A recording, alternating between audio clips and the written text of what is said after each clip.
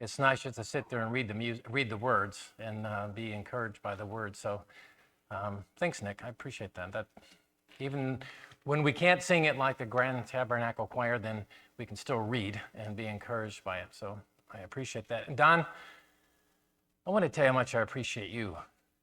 I know that there are Sundays when you come that you probably don't feel the greatest, but yet you keep pushing it and you come and you participate and you share. And I just think you're such a great example. I just hope when I'm 101, I can still kick it like you and bring a message. Let's start with a story before we get into the scripture today in Matthew 5. This takes place back in 1964, circa New York City, or 1984. Yeah, circa New York City.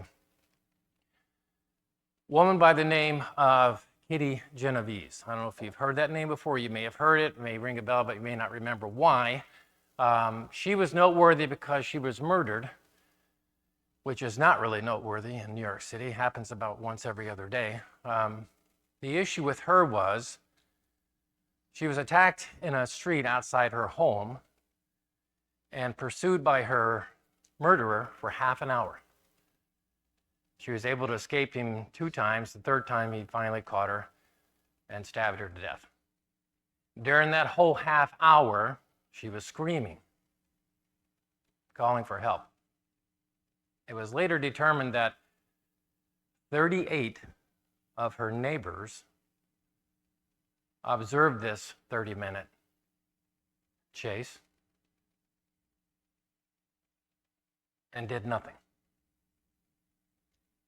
They didn't try to rescue her. They didn't call out to the pursuer. They didn't even call the police. Now, as you can imagine, that got a lot of news. Now, this is back, obviously, this is 64. I was wrong again, 64. Back before the internet, back before social media. But it got a lot of print, and it got a lot of airtime on TV. And obviously, New Yorkers got a bad rep for being cold and callous and uncaring about a fellow New Yorker who was being killed, and they weren't willing to do anything about it. 2 psychologists decided they wanted to study this and try to understand better about why 38 people could watch this, witness this, and not do anything. And so they conducted several social experiments where they staged emergencies, personal emergencies, and measured what was the involvement of the witnesses around these staged emergencies. In one particular case, they had a student who was alone in a room pretend to have an epileptic seizure. And when they limited the exposure of that student with epilepsy to one witness in an adjoining room, that witness, 85% of the time, came to their rescue. If they increased the amount of witnesses to 4, that number dropped to 35% of the time. So what they came away from with this study was the one primary factor of whether people are going to get involved or not had nothing to do with the nature of the emergency, how much screaming was going on. It had nothing to do with the characteristics of the victim, whether they were white or black, male or female, young or old. It had to do with this one factor: how many witnesses witnessed it. And what they found was the more witnesses kind of dispersed the responsibility felt among the individuals to the group. And so everyone thought everyone else would do something. They called it the bystander effect.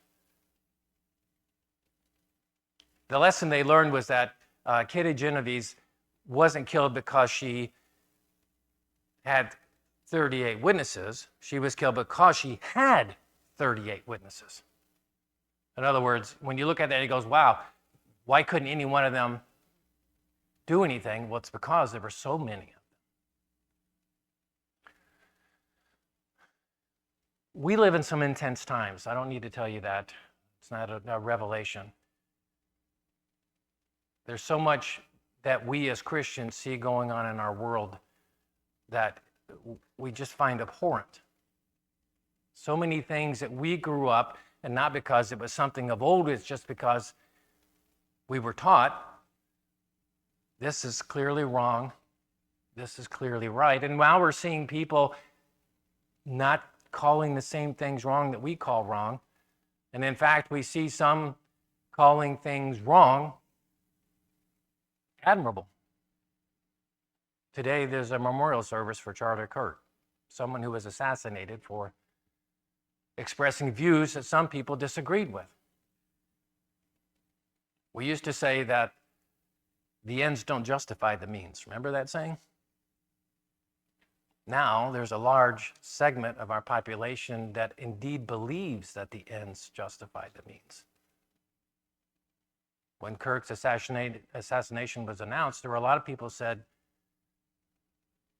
good move. He had it coming. He should be the first of many. And we look at that and we ask ourselves, what can I do about it?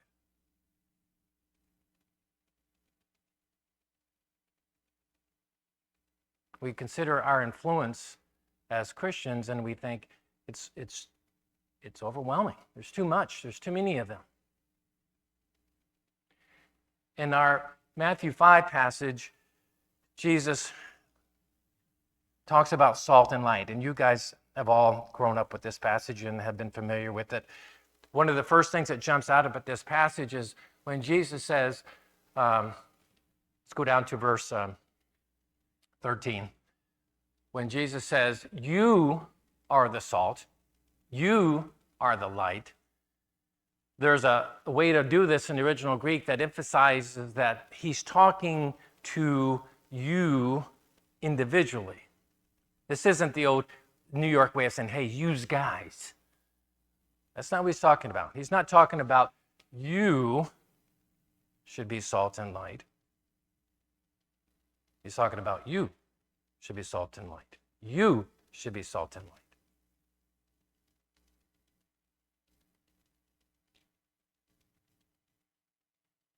When we ask, well, what can I do?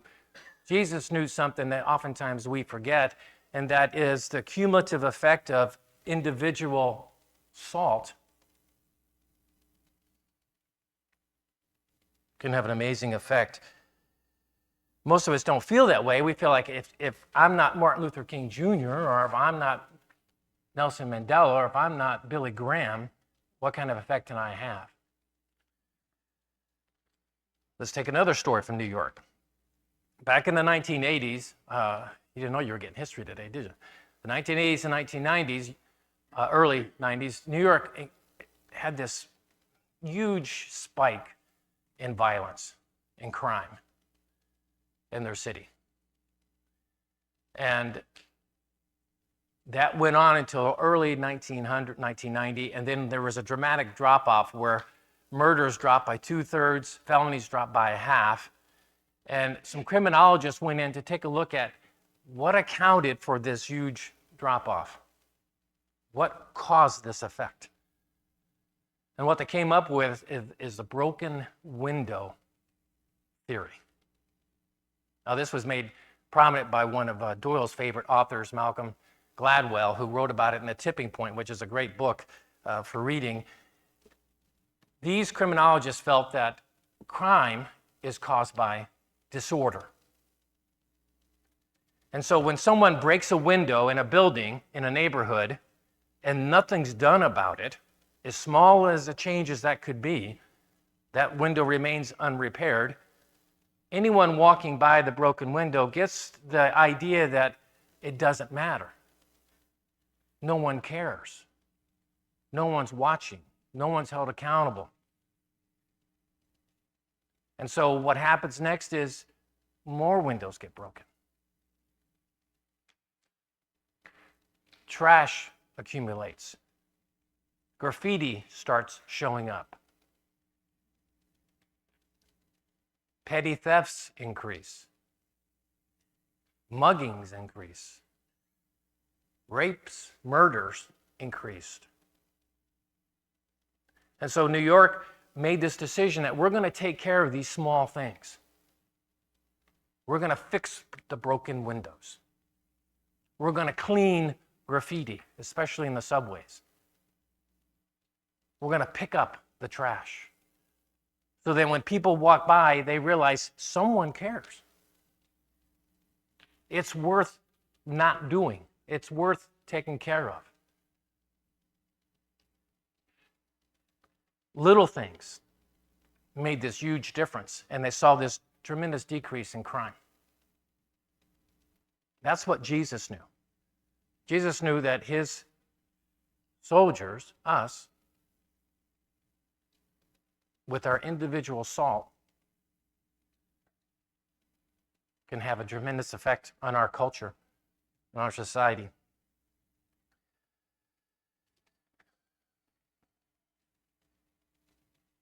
Sometimes the little things add up to really big things. I was thinking of a 42-year-old woman who got off of work one particular cold December day, tired, got on her normal bus, sat down in the first available seat to rest her legs, and prepared for the trip home. She didn't get on thinking she was going to do anything substantial other than just sit down and rest and ride. Pretty soon the bus filled up, started filling up. The driver turned to her and said, "You're going to have to get up. You're going to have to move to the back of the bus. You are not allowed to sit in that seat." She was told that because it was 1955, and she was black, sitting in a white person's seat. So what did she do? Small thing. A little bit of salt. She did move. But she didn't get on that bus thinking that she was a culture warrior or that she was going to make this big political statement. She was just a conservative, God-fearing, church-going mother who was tired. And maybe when she was told to get up and move, just the history of all the wrongs that had been done against her race came to her heart. Being told you can only drink out of this fountain, you can only go to this bathroom, and you can only eat in this place. And she just said to herself, no more.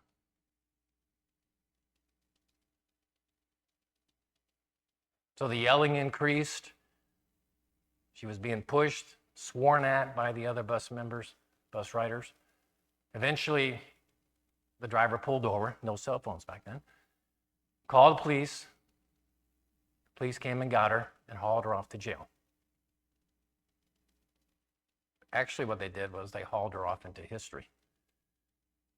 Because Rosa Parks was one of the primary movers of the civil rights movement.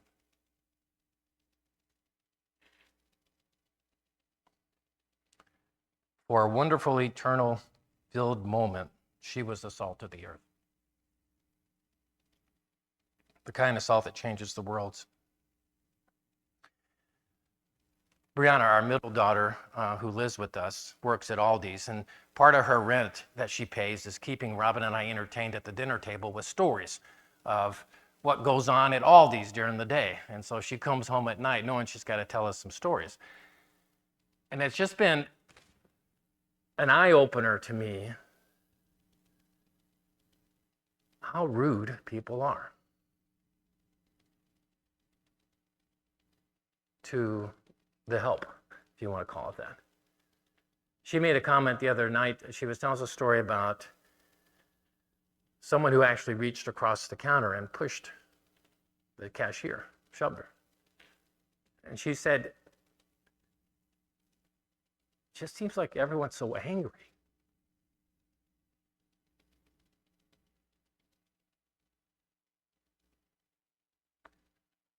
I was thinking that the other day when I went into GFS. I buy food there for my crew at work for meals that I provide them. And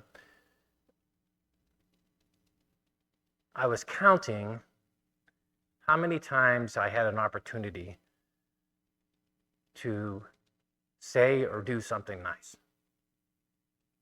Because obviously we're oblivious usually half the time we go in the store. We got our list either mentally or in our hands, and we're checking off. We're just moving around. We're not really paying attention to what's going around us. So I started counting the times I could say thank you, get out of someone's way, let them have the right of way. When I left, there was a woman pushing her cart at the same time as pushing mine. And by the way, if you're the kind of person who leaves your cart in the parking lot, you deserve to be laid down and run over by a cart, okay? So there's some salt for you right there. So I'm returning my cart to the corral, and I saw her, so I grabbed her cart. Let me take that for you. There were 5 opportunities I counted to be salt. Now, you're saying, whoop-de-doo. Is that going to stop Charlie Kirk from getting assassinated? No. But it's one broken window. Now, the other half of this is light. Salt is a preservative, and you guys knew this, and I didn't want to spend a lot of time talking about the fact that in the New Testament, salt's preservative. It's used to keep meat from decaying because they didn't have refrigeration. So salt is about pushing back on something to prevent it from happening, the decay that we see in our world. It's our ability to point to things like Rosa Parks and say, this is not right. I will not stand for this. And we point to it and we talk about it, we bring it to everyone's attention. This is not right. We should not be doing this. That's salt. Light is kind of the opposite. Light is we bring something to the occasion. We talk about truth and how are things supposed to be. It's kind of the positive to the negative of salt. Salt is, this is bad, we're not going to do it. Light is, this is good, let's do this. And not only let's do this, we ourselves model the right, the good, the beautiful, the moral. Let me give you an example where we really dropped the ball on this one. Not us specifically, but Christians as a whole. Back when gay marriage was being debated, and we were, as a country, deciding whether we were going to allow marriage to be between a man and a man, or a woman and a woman, legally just like between a man and a woman. And that was being debated, and legislation was taking place and all that kind of stuff. As Christians, we brought salt to the table. We pointed out that this is wrong. God intended for marriage to be between a man and a woman, not between a man, a woman, a woman. This should not be allowed. You're changing the whole definition of marriage if you change it to this. And this is going to be a slippery slope, and we're going to start seeing other things, which was prophetic, which has happened. All kinds of other things have developed because of that. So we brought the salt, but we didn't bring the light. And what do I mean by that? Here we were as a group of people talking about this is wrong. Marriage is holy. Marriage is sanctified. Marriage is for life. And here we were as a people with as a high a divorce rate as those who didn't call themselves Christians. Where was the light in that? We really did not have a place to stand, to be pointing fingers. Yes, it was wrong. That's not going to change. That's truth. But our witness, our salt and our light was severely diminished because of it, and justifiably so. So we can't You can't talk about how this is wrong, screaming on the internet, posting about all these evil things, and when we're on there just typing away and fasting people, that's not light. At an acquaintance from the past, I didn't see his original post, but I saw his apology post. And he had to get on and say, I'm sorry. I wasn't lifting Jesus up. I said things I shouldn't have. It wasn't Christ-like. That's where we find ourselves sometimes.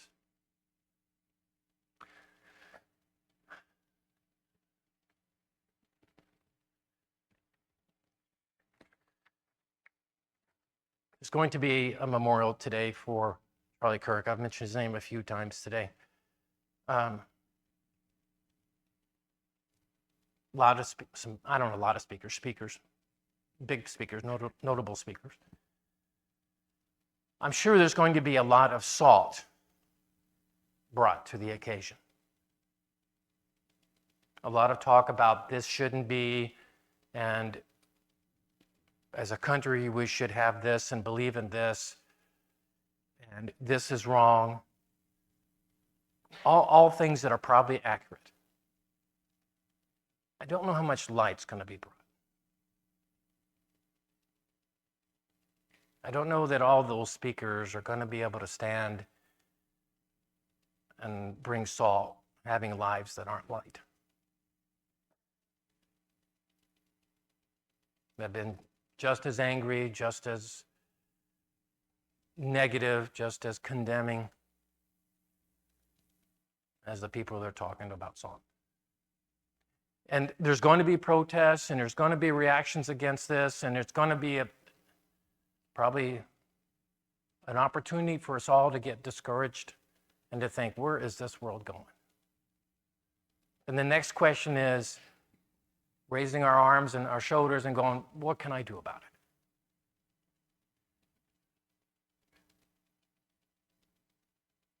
it? Jesus would say, you only. You remember the Smokey Bear commercials? Only you could prevent forest fires. That was a brilliant marketing plan. He could have said, Smokey Bear, hey, let's all not start fires. Instead, he said, only you can prevent forest fires. What did that do? It made it personal. I got to watch my campfires. I got to watch my backyard fires. I got to not throw my cigarette butts out the window and start fires on the side of the road. Personally, that's what Jesus is doing here. Only you can be salt and be light. Both. Live the lives that give salt meaning. He went into talking about, Jesus did, about worthlessness. You don't have the salt, you don't have the light. What does that make you? Worthless. That's not a word I like to use to think about myself. We all struggle with thinking we're worthless anyway, right? In a lot of ways. But Jesus is actually saying, what good is your salt if it doesn't do what it's supposed to do? In our case, if it stays in the shaker and never gets put out into the world, worthless. If our light hides under a bushel, like he says, what good is it? Worthless. I don't want worthless Church of Christ on our sign. I want us to be salty, bright. That's what God is calling us to. Let's stand and sing.